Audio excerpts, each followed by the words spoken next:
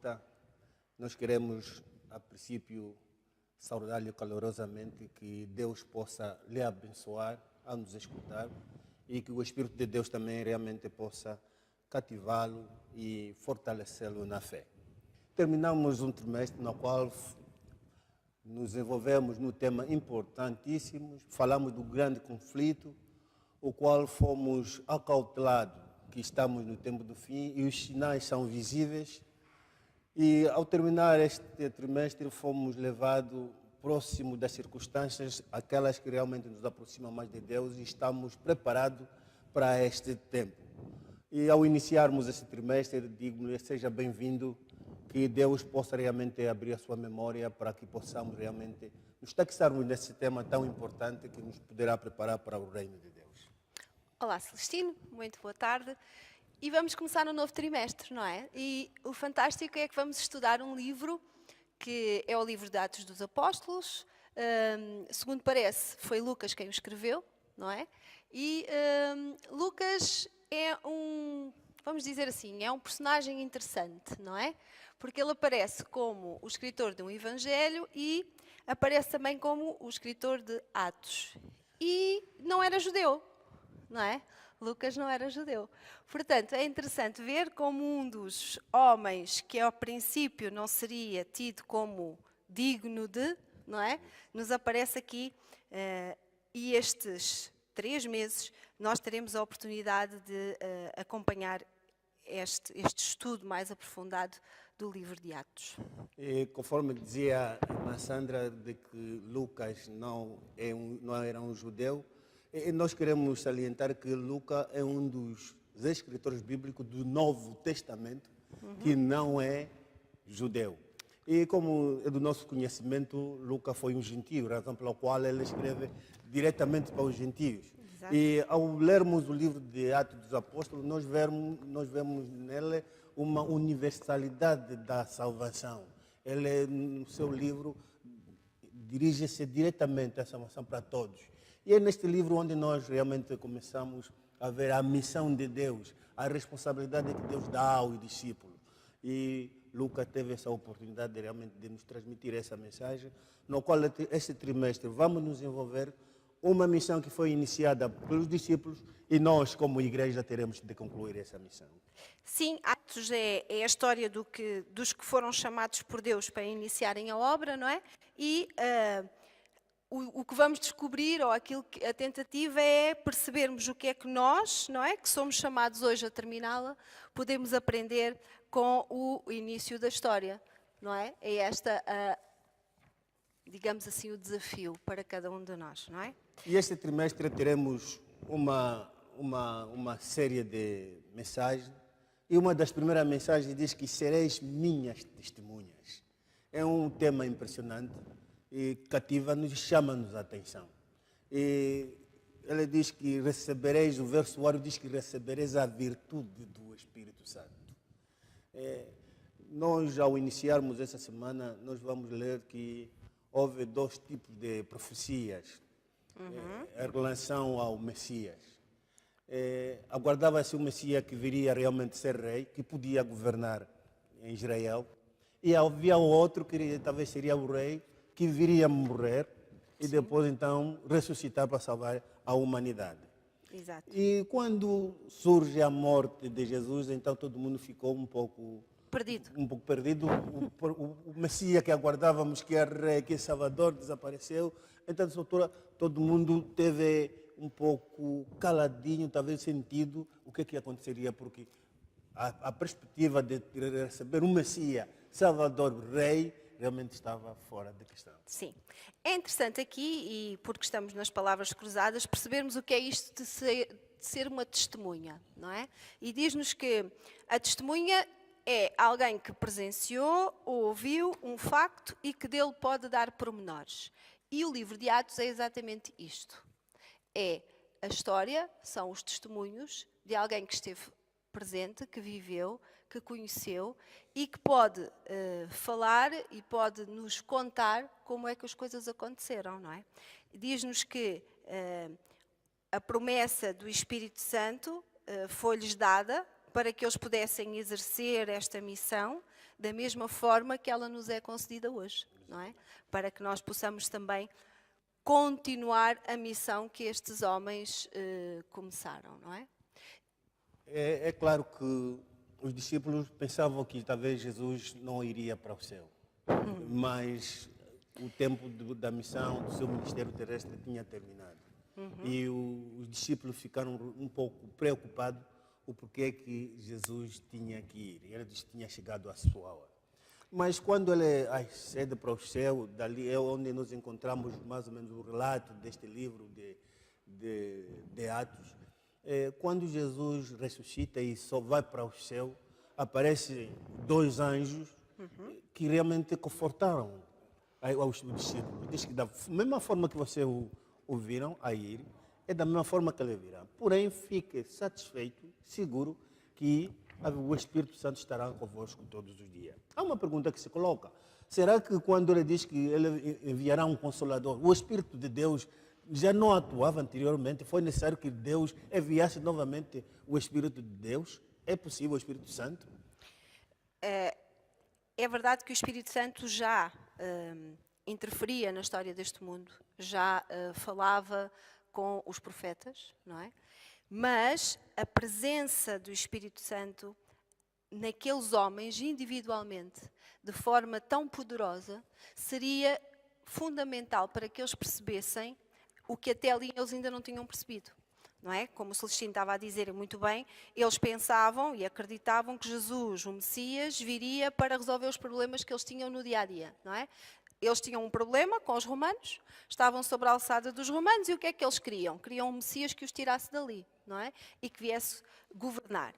E quando Jesus, e vamos reparar que Jesus, através de todo o seu ministério, foi instruindo estes homens de que não seria assim, não é? A verdade é que quando Jesus morre, é como que o desabar da vida deles, não é? E agora, o que é que vai acontecer? E Jesus, o que é que lhes tinha dito? Tinha-lhes dito que eu preciso morrer, mas depois vocês têm uma obra ainda mais difícil e por ser tão difícil e tão complicada, eu vou-vos ajudar.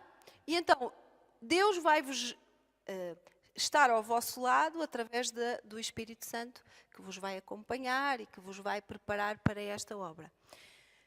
Claro que é nesta linhagem que nós vamos nos assegurar que, quando ele realmente ascende, se nós lermos em Atos 1, versículo 8, ele diz: mas recebereis poder ao descer sobre vós o Espírito Santo e sereis minhas testemunhas, tanto em Jerusalém, como em toda a Judeia e Samaria, até aos confins da terra. É neste princípio onde vamos nos taxar a responsabilidade de testemunhar. Se nós hoje falarmos testemunhar, é um ato real, é aquilo que realmente podemos dizer que é o testemunho porque vivi, sou testemunho ocular realmente do que se passou. E Jesus responsabiliza aos seus discípulos que vocês sereis as minhas testemunhas e recebereis o Espírito de Deus. E ali começa a missão realmente dos apóstolos. Exatamente. E nós constatamos que Judeia era o centro religioso onde se passavam quase todas reuniões judaicas. E pronto, mas ele diz que isso não seria só até Samaria, mas seria até aos confins da terra.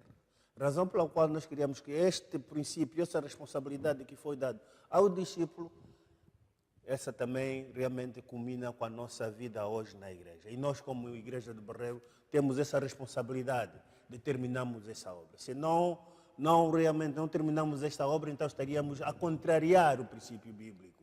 Porque o nosso dever é mostrarmos ao mundo que precisamos de mudar a nossa vida e temos que aguardar o nosso Salvador que um dia virá realmente nos resgatar nesse mundo de pecado. E aí vemos uma diferença também, repara, Celestino, antigamente, ou no Antigo Testamento, o que era dito era que Israel tinha a responsabilidade de trazer os povos a Deus, não é?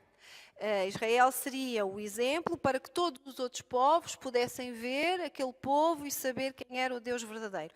E nesta missão que Jesus dá aos apóstolos e que nos dá a cada um de nós, a partir do momento que o aceitamos, inverte-se um bocadinho as coisas. Jesus diz, olha, vocês nem pensem que vão ficar aqui em Jerusalém, não é? Vocês não vão ficar aqui paradinhos só a testemunhar aqui entre estes. Não. O vosso objetivo será, e para que a minha vinda se possa dar, então eu preciso que vocês saiam e sejam minhas testemunhas em todos os pontos da terra, até aos confins da terra. Ora, esta responsabilidade é enorme. Se já era enorme para aqueles homens, ainda continua a ser muito grande para cada um de nós. E nós, cada cristão, cada pessoa que aceita Jesus como seu Salvador pessoal, o primeiro objetivo que deve ter será este, de levar aos outros este conhecimento e dar-lhes a oportunidade de viver esta alegria, não é? Que todos nós vivemos. Eu vou-me apegar realmente no assunto da irmã Sandra. Caro ouvinte, vamos pensar um pouco. Essa responsabilidade, nós como igreja, nós como cristãos, conhecedores da verdade, tem sido realmente absoluto, tem tido realmente uma noção na nossa vida real que vamos terminar a obra de Deus, vamos ser testemunha de Jesus. Irmão, é um privilégio sermos testemunha de Jesus. E eu esta tarde gostaria de lhe pedir, sinceramente, que se tem escapado esta noção, vamos pedir a Deus que nos ilumine, para que possamos renovar a nossa vida, para que, assim como o povo de Israel queria que Israel fosse restaurado, restauremos também a nossa vida, para que possamos começar realmente a testemunhar o nome de Jesus. Nunca é tarde. Vamos experimentar esta vida para que possamos entrar no serviço que Jesus deixou aos apóstolos, que nós temos a responsabilidade de a terminar. Porque nós temos esta responsabilidade e temos este trabalho, digamos assim, para realizar, tanto na nossa vida individual como na nossa vida coletiva de igreja, não é? E tudo isto resulta do quê? Do facto de Jesus ter vindo a esta terra, do facto de Jesus ter morrido, do facto de Jesus ter ressuscitado, do facto de Jesus ter voltado para o céu, mas acima de tudo nós devemos sentir-nos poderosos na certeza de que temos o poder do Espírito Santo e que esta obra, embora seja da nossa responsabilidade, é acima de tudo uma missão que Deus nos atribui. E que não estaremos sozinhos, não é? Vamos com facilidade conseguir fazê-la desde que o nosso coração esteja disposto a aceitar, não é? Que Jesus e que o Espírito Santo interfira nela. Tá bem, falando desta missão, nós temos alguns passos e nós estamos seguros porque o próprio Deus o fez com os apóstolos e Ele dá-nos essa garantia de que Ele estará conosco até a consumação dos séculos. E se nós olharmos para nossas lições desse trimestre, Ele diz que a primeira coisa importante na nossa vida para sermos testemunho nessa missão, temos que ter o dom do Espírito. Deus diz que recebereis essa virtude. E estamos preparados para receber essa virtude, para realmente termos essa responsabilidade de irmos nesta missão. O outro passo é o papel do testemunho. A nossa vida em si, aquilo que nós vivemos.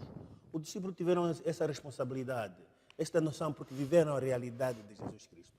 E nós hoje, através do Espírito Santo, podemos viver também essa experiência. Porque hoje temos livros, temos a Bíblia nas nossas mãos, onde estão todas as coisas reveladas para o nosso crescimento espiritual e para a edificação da nossa vida para o encontro com o Senhor. A promessa que foi dada a estes homens de que eles seriam abençoados por uma dose especial do Espírito Santo, digamos assim, não é? É-nos concedida hoje, mas também nos é dito que nós temos que estar preparados para que isso possa acontecer. E se olharmos um bocadinho para a forma como os apóstolos estavam a viver na altura em que eles foram, em que se deu o Pentecostes, ou seja, em que eles foram realmente ungidos pelo Espírito, diz-nos que eles estavam sempre em oração, estavam unidos, não é? Que eles estavam constantemente a louvar ao Senhor, mas diz que eles estavam num período de confissão, de arrependimento e de abandono do pecado. Ora, se nas nossas vidas nenhuma destas coisas estiver presente, nós não temos condições para receber o Espírito Santo, não é? Portanto, nós temos verdadeiramente que ter esta noção de que nós devemos estar constantemente ligados a Deus para que seja possível a transformação do nosso caráter, de forma a que possamos realmente estar prontos e preparados para receber a unção do Espírito Santo. E digo sinceramente, é um pensamento forte que a irmã Sandra acaba de frisar, que realmente temos que estar preparados para recebermos o Espírito Santo. E a outra questão que tem nos passado por cima é que nós temos que estar orientados nesta missão. A única coisa que nós temos na vida que pode nos orientar é o Espírito Santo. Muitas vezes nós cometemos erros que esta missão não é nossa, é de Deus, e que não queremos ouvir a voz de Deus e ser orientado pelo Espírito Santo. Exatamente. E às vezes trabalhamos humanamente falando pelo nosso próprio esforço. Mas esse trimestre, Lucas vai nos orientar que devíamos ser orientados pelo Espírito Santo. Tudo o que é de Deus deve ser feito com orientação do Espírito Santo. E eu digo sinceramente, quando estudei essa lição, pensei 2 vezes, tenho recebido orientação da parte de Deus a esta missão, a esse trabalho. Eu, como membro da escola sabatina, tenho tido realmente este pensamento de ser orientado por Deus na minha classe, na minha ação, na minha vida, no meu lar. Tenho tido essa orientação. Vivemos nos últimos dias. Se nós vamos terminar essa missão e temos essa responsabilidade de sermos fortificados pelo Espírito de Deus e sermos orientados por Ele.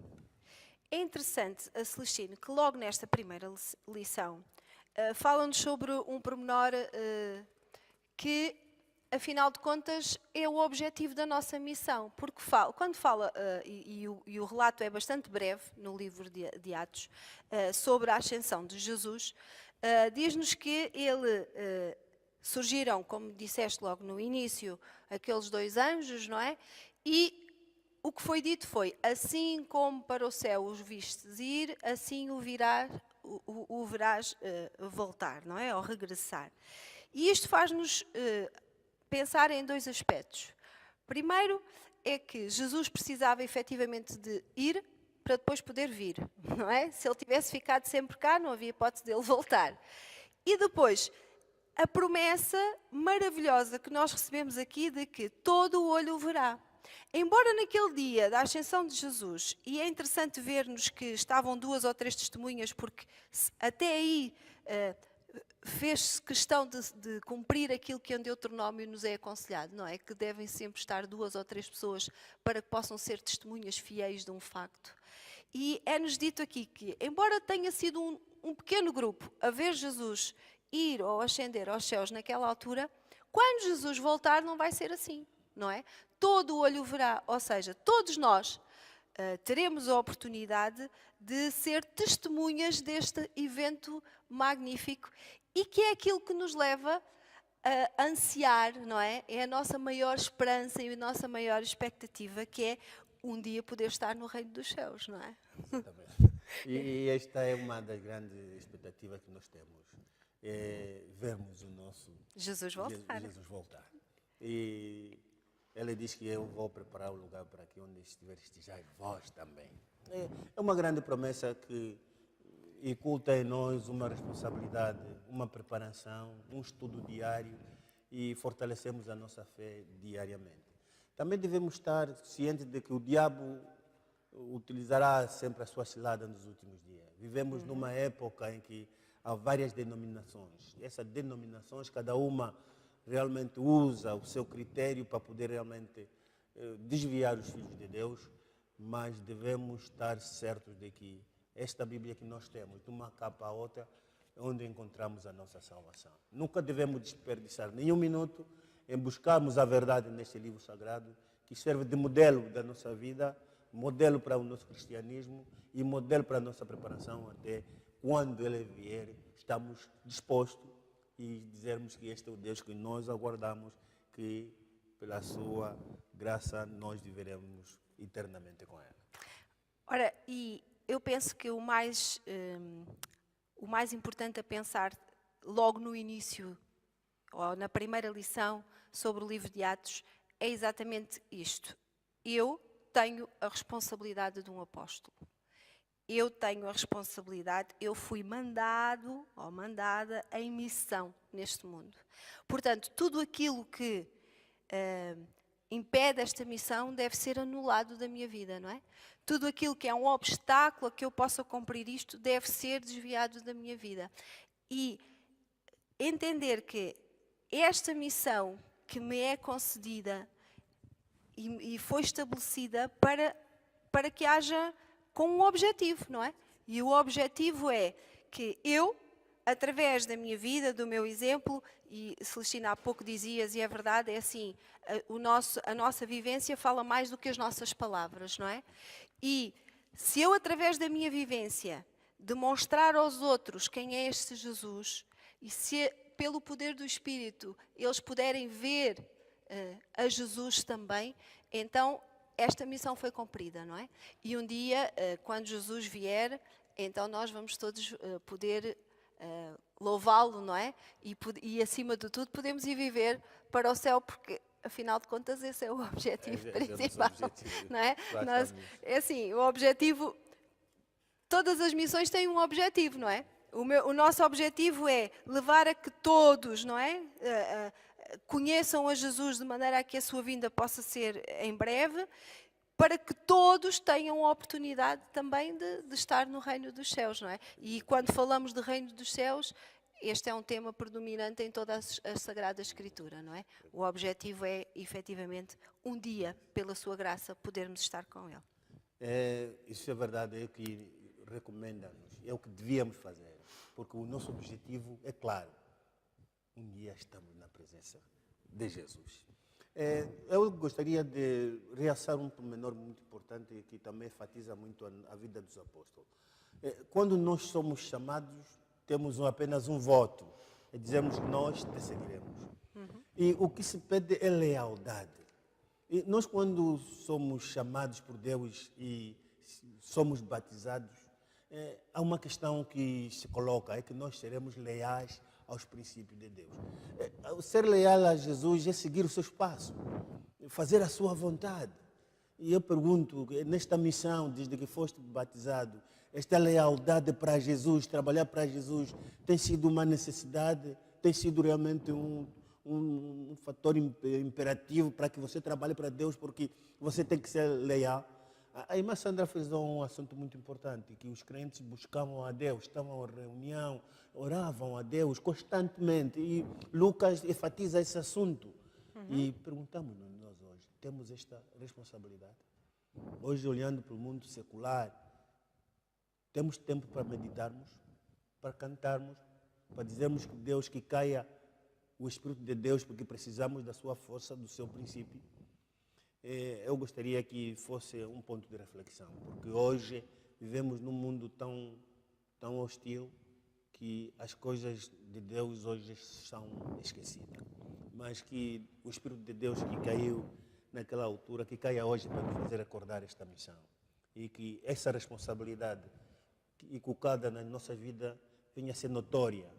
Nos recordemos que essa responsabilidade, se for esquecida, estamos contra o princípio de Deus, de sermos leais a Cristo. Muito bem, temos que terminar, não é, Celestino? E o convite fica. O convite é este, acompanhem-nos no estudo dos Atos, não é?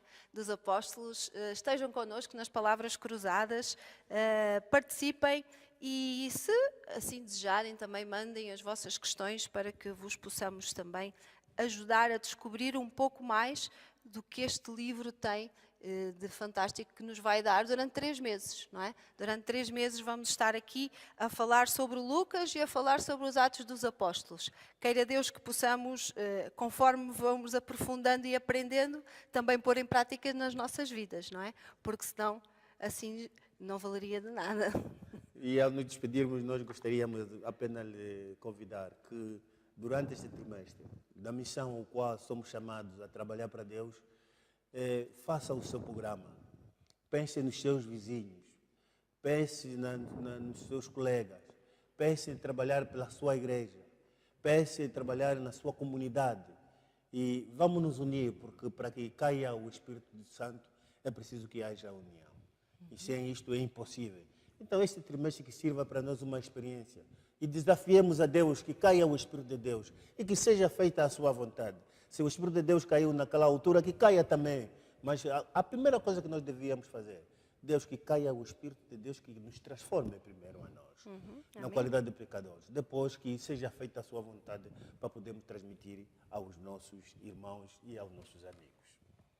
Obrigada, Celestino. Foi um prazer estar aqui contigo. Muito obrigado, Massandra, pela sua companhia. Que Deus possa nos abençoar.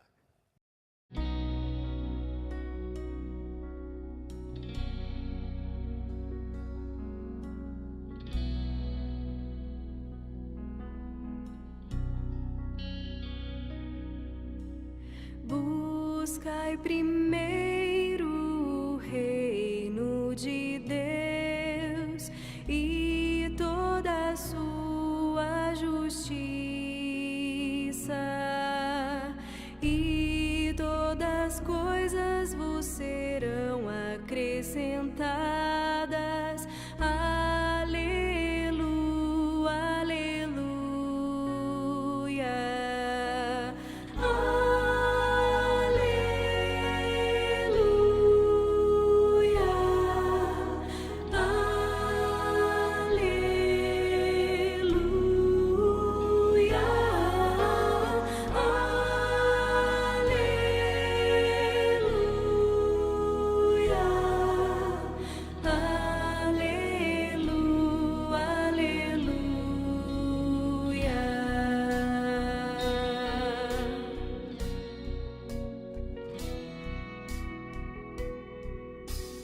Buscai primeiro